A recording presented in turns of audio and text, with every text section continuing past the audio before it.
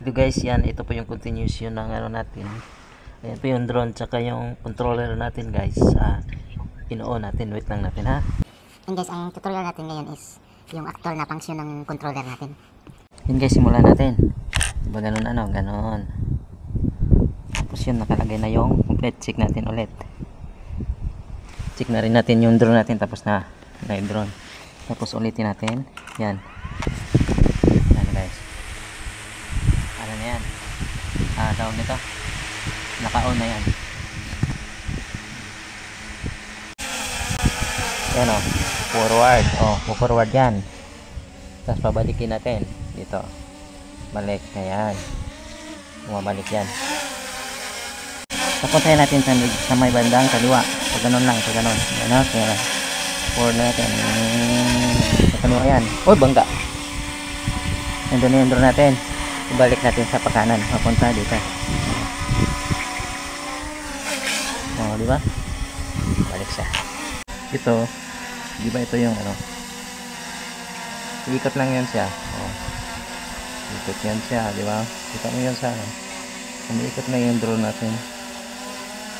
Ikot.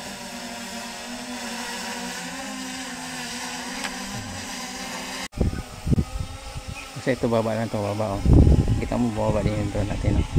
Subukan natin papalayon yung drone natin na naka-record ko. Ano?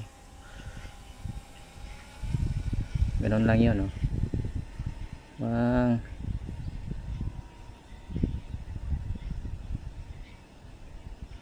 Layo na yung drone natin. Sobrang layo niya na. Tapos pabalikin natin.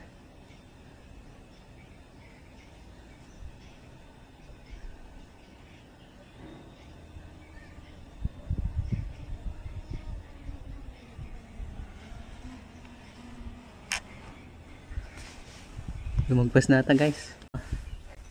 Okay guys, nawala ako sa drone ko. Pindutin ko lang itong RTH.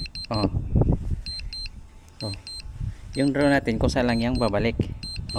Tapos nakalagay dyan, tap to cancel yung RTH. Hindi ko na siya kinontrol, di ba? Kung saan lang babalik yung drone natin dyan.